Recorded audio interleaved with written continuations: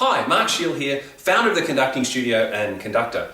Today's video is all about getting ourselves really well set up to conduct, to get yourself balanced so that we don't develop aches and pains, which are quite typical for a lot of conductors, lower back pain, tension in your legs, a pattern of tension which in effect then flows through the body and makes it its way into our actual conducting.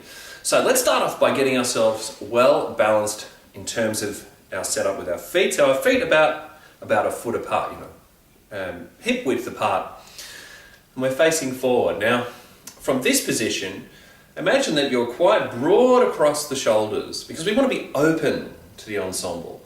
And you notice when you do that and your arms are hanging by your sides, quite naturally there's a gap between the side of your body and your arm. So just notice that now. The gap is there. Now from this position, let's rock forward, so as far forward as you can without actually falling forward, and then backward to the middle point, and then as far back as you can without falling backwards. Now you'll notice that these forward and backward positions, there's a pattern of tension that you really feel in your feet and in your legs.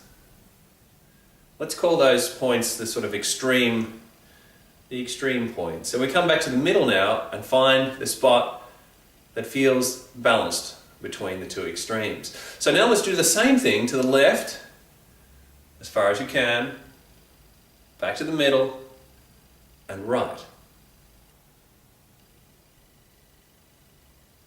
Do it a few times so you can really feel the tension emerge in each side as you go across. And feel the change as you go through the middle, and over. Okay, now back to the center and feel that balanced position in the middle, which is neither left nor right, forward nor back. Now let's take a little trip around the extreme point. So move forward and then round to the back, round to the left, and forward again, and back to the center. And here you are, right in the balanced position in the middle. Now what's really useful is to check in when you're conducting, running rehearsal or even conducting a concert.